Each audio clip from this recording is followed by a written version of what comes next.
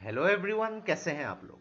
तो आज हम डिस्कस करेंगे। Recently cabinet committee on economic affairs ने अप्रूव किया है मिनिमम सपोर्ट प्राइसेस फॉर जो कोपरा है उसके लिए फॉर 2023 सीजन के लिए। तो पूरा कॉन्टेक्स्ट क्या है यहाँ पे इसको डिटेल में डिस्कस करेंगे। एमएसपी सबसे इंपॉर्टेंट, एमएसपी क्या है, किस तरीके से इसको जो है इम्प्लीमेंट में लाए जाते हैं और इसकी इंपॉर्टेंस क्या है, और यहाँ पे जो कोपरा फार्मिंग जो होती है यानी कि जो नारियल यानी कि कोकोनट की जो फार्मिंग के साथ ये कैसे रिलेट है इसको डिस्कस करेंगे।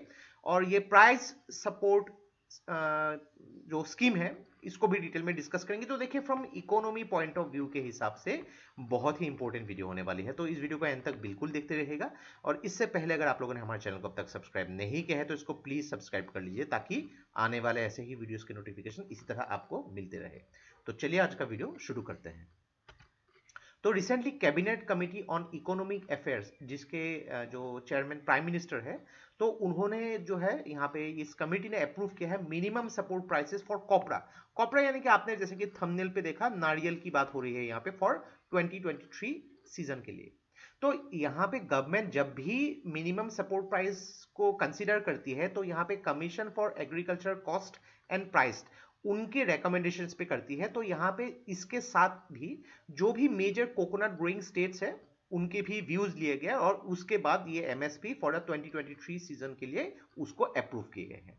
अगर बात करेंगे यहाँ पे जो एवरेज क्वालिटी ऑफ जो माइलिंग कोपरा है लगभग 10,860 पर क्विंटल, और जो बॉल कोपरा है उसको 11,750 पर क्विंटल 2023 सीजन के लिए रखा है। आपको ये प्राइस याद नहीं रखनी है लेकिन फिर भी एक अंदाजे के लिए आप यहाँ पे देख सकते हैं।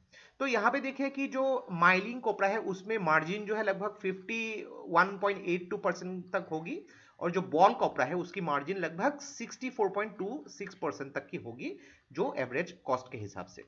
अगर बात करेंगे यहाँ पे जो इंडिया में जो कोकोनट प्रोड्यूसिंग स्टेट्स है, ये 2022 की जो डेटा है मैंने बहुत खोज के निकाला है यहाँ पे। तो कर्नाटका जो है हाईएस्ट प्रोड्यूसिंग कोकोनट है, लगभग मार्केट शेयर 30% से ज्यादा। नेक्स्ट तमिलनाडु 27%, उसके बाद जो है केरला 24%। बाकी आंध्र प्रदेश, वेस्ट बंगाल, उड़ीसा ग्रेजुअली कम होती जाती है। महाराष्ट्र में भी होती है लेकिन मार्केट शेयर आप जैसे कि देख सकते हैं काफी कम है।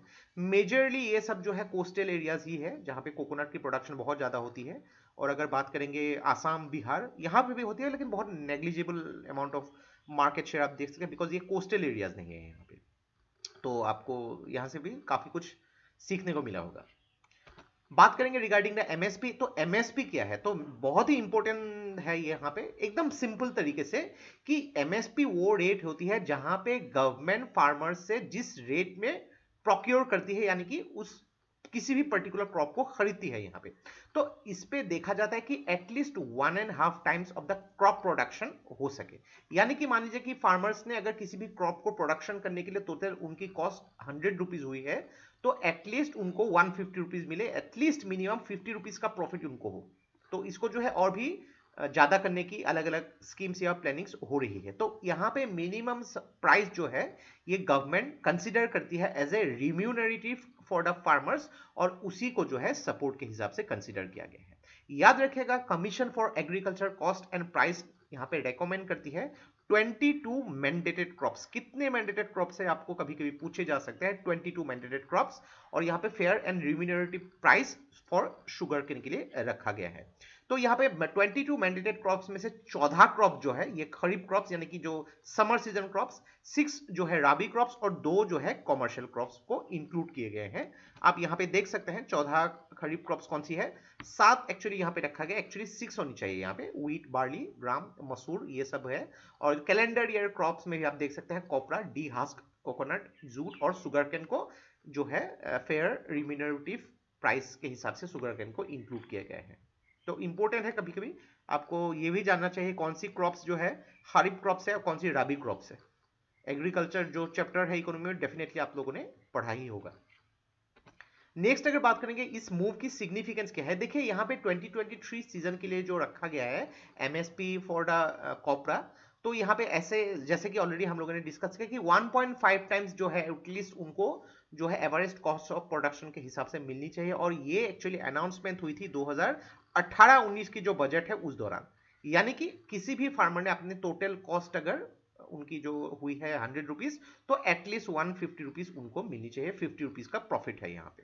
तो यहाँ पे देखिए ये बहुत ही इंपॉर्टेंट एंड प्रोग्रेसिव स्टेप है, ताकि जो एक बेटर रिम्यूनरेटिव रिटर्न फार्मर को मिल सके, और स्पेशली जो कोकोनट ग्रोअर्स है उनकी जो है वेलफेयर सस्टेनेबिलिटी के लिए भी यहाँ पे ये बहुत ही इंपॉर्टेंट है। तो याद रखिएगा यहाँ पे national agriculture cooperative marketing federation of India limited जो नाफेड, और national corporation of consumers federation, ये दोनों ही जो है सेंट्रल नोडल एजेंसी है जो मेनली कोपरा और डी हास्क कोकोनट जो है खरीदती है अंडर प्राइस सपोर्ट स्कीम।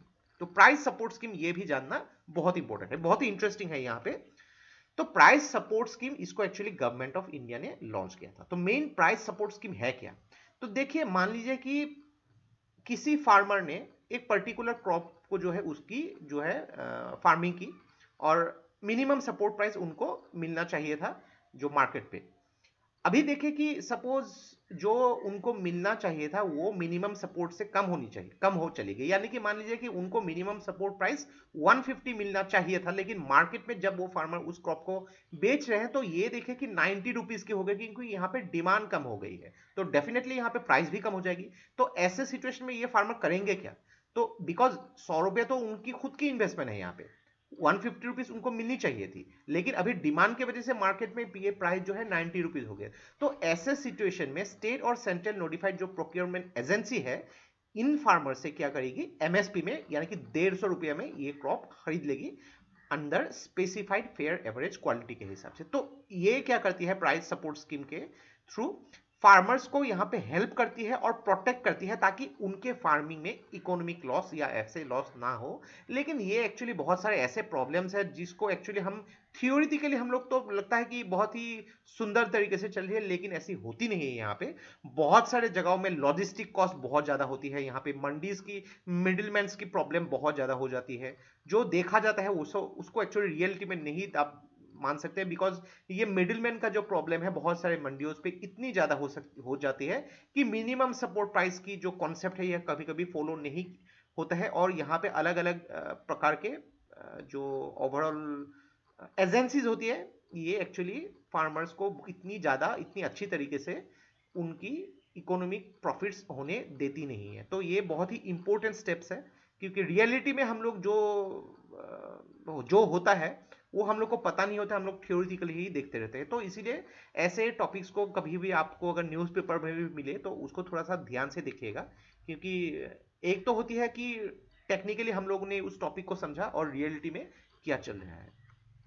तो आशा करता है ये वीडियो से आपको बहुत कुछ चीजें सीखने को मिला होगा। तो यहाँ पे ऑलरेडी हम लोगों ने डिस्कस किया regarding the minimum support price for copra for 2023 season, जहाँ पे cabinet committee on economic affairs ने जो एमएसपी को अप्रूव किया है। तो आज के वीडियो में इतना ही। तो इस वीडियो को प्लीज लाइक कीजिएगा, सब्सक्राइब कीजिएगा और शेयर कर दीजिएगा। So take care, thank you and जय हिंद।